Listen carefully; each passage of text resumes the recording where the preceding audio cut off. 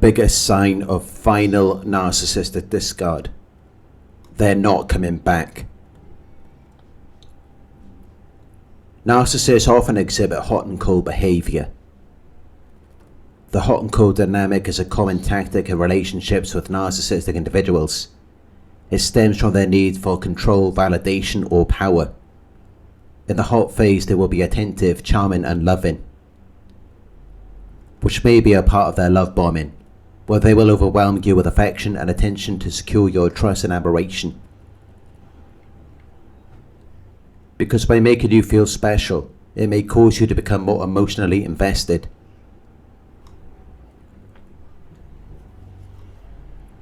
But then sometimes they can be cold,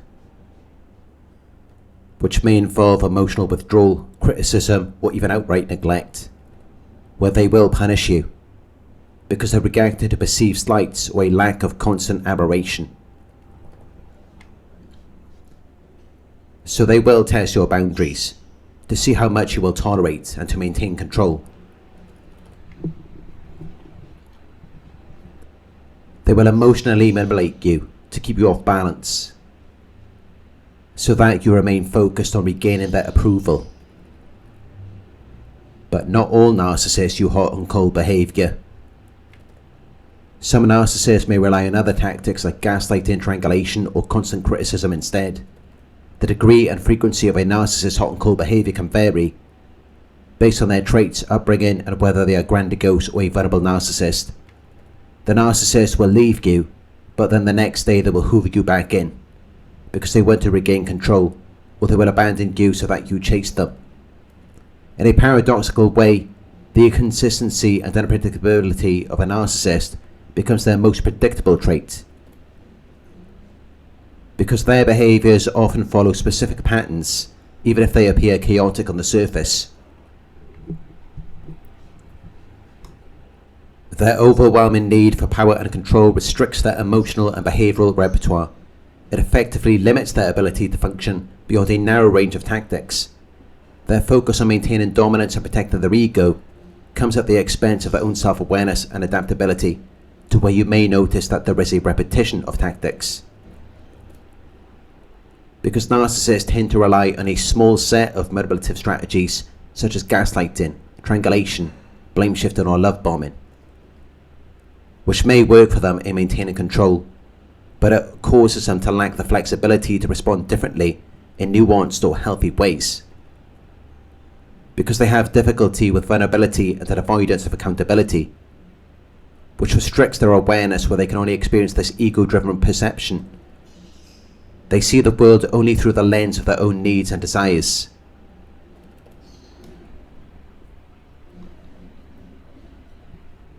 This egocentrism blinds them to others' perspectives. It limits their ability to empathize or learn from feedback. Because they have an obsession with controlling people and situations, which leads them to tunnel vision, it causes them to miss opportunities for growth or fail to see how their behavior damages relationships. They resist self-reflection or growth, which causes them to hold on to a fragile self-concept and a lack of understanding of who they are. They have so many blind spots, and this is how they often self-sabotage. Their need for power and control restricts their functions and awareness. It traps them in a limited behavioural and emotional range, and this prevents meaningful growth, deep relationships, and long-term success. It also causes their behaviour to be predictable, as it is rooted in their own internal struggles. Which is how I am able to make these videos, and so many people around the world are able to resonate with them. Because narcissists are more similar to animals than humans. They behave in ways that are instinctual and predictable, much like an animal driven by basic needs.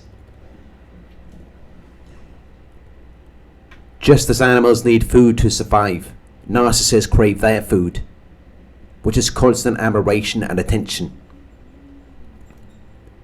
When they're deprived of this, they may become agitated, desperate, or even aggressive.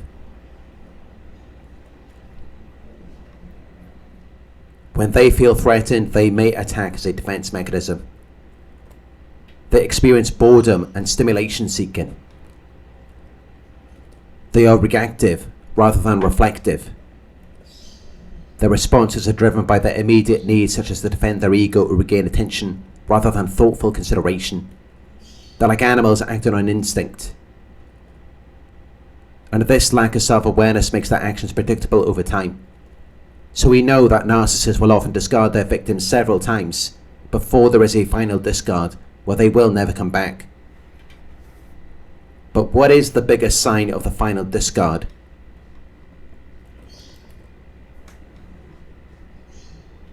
A narcissistic relationship typically progresses through 3 distinct phases. The first phase is idealization, which is where they overwhelm you with affection, attention and flattery, followed by devaluation, where they break you down and turn you into a shell of yourself. And finally, there is the discard phase, which is when they can't get anything more out of you and they need to chase something new or unusual. But they may leave you many times long before they discard you.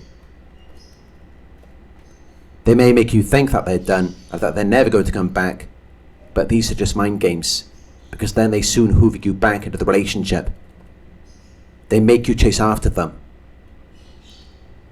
because they want to feel important. But it just drains the life out of you.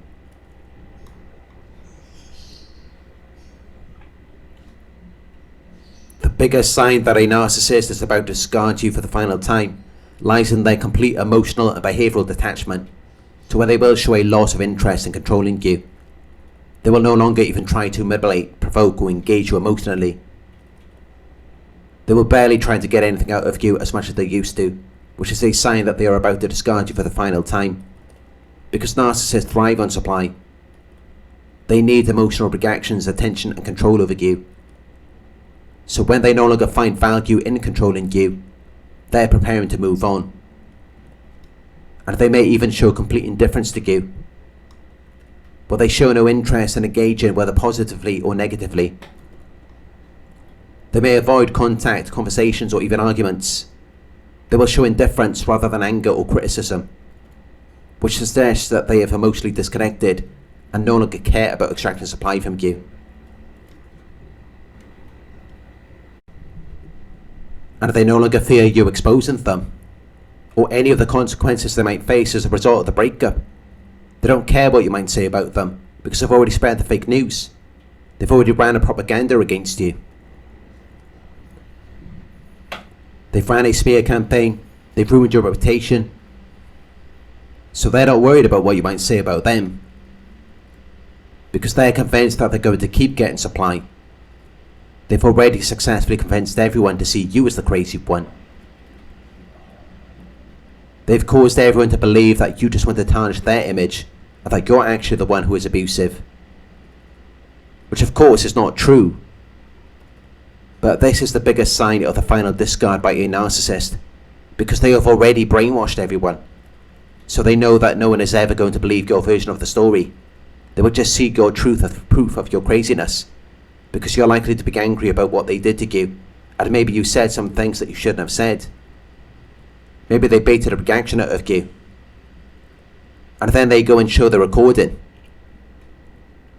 They play the victim and act as though you have wronged them, which proves to everyone that you have gone insane and that you just want to destroy the narcissist's life.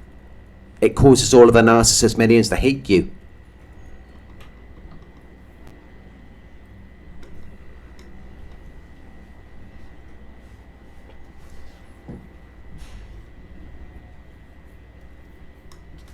The only thing that matters to a narcissist is their image.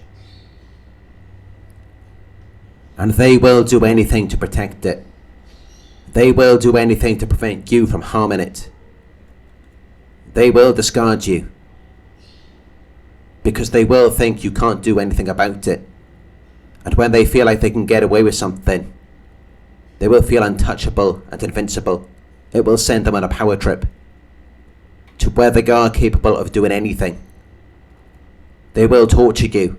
They will harm your children, because at the core of their disorder, they are an abuser. And the only thing that stops them is their fear of being caught or having to face the consequences. So once they've already made you out to be the crazy one, they feel like they can do anything. They think that any action against you is justified and that you just have to tolerate it. But if you do react, or if you get worked up about it, then to them and their millions, that's just further proof that you were the crazy one. And then it just justifies them abusing you even more. But they don't ever look at their own actions. They don't ever think that they are doing anything wrong.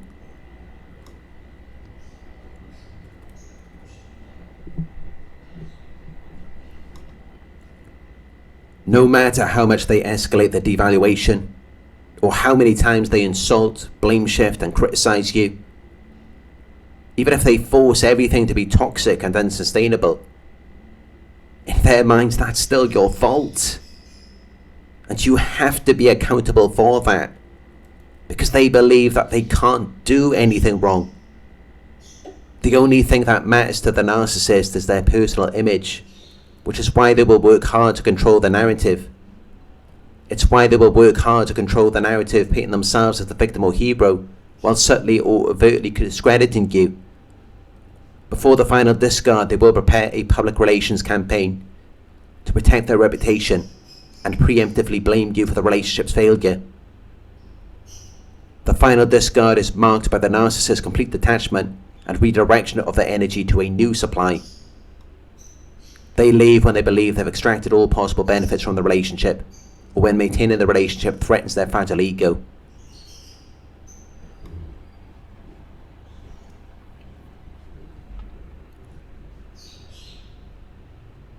Thank you for watching. If you found this video helpful, please give it a thumbs up. Share your thoughts in the comment section. Hit the subscribe button to receive the notifications. If you would like to support the channel, you can donate at paypal.me/Narc Survivor. You can book a one-on-one with me on my website. It's narcsurvivor.co.uk. Thank you for watching, and I'll talk to you soon.